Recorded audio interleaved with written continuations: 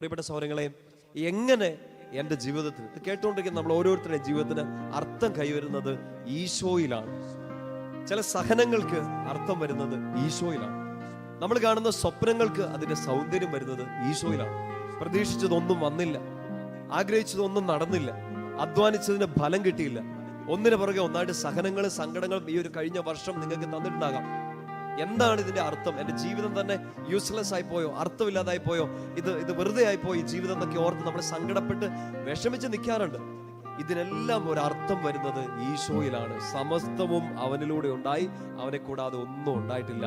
ഞാൻ അടുത്ത ദിവസം പുതിയൊരു സ്റ്റെപ്പ് എടുക്കുന്നത്, ഞാനൊരു പുത്തൻ സ്വപ്നം കാണുന്നത്, ഞാൻ ഒരു കാലത്ത് ഉറക്കി കിടത്തിയ എൻ്റെ നല്ല സ്വപ്നങ്ങളെ ഈശോയുടെ സ്നേഹത്തോടെ വീണ്ടും പൊടി തട്ടി എഴുന്നേൽപ്പിച്ച് അതിൻ്റെ പിന്നാലെ ഓടാൻ അധ്വാനിക്കാൻ റെഡിയാവുന്നത്, അതിനെല്ലാം അർത്ഥം വരുന്നതും സൗന്ദര്യം വരുന്നതും ഈശോയിൽ മാത്രമാണ്.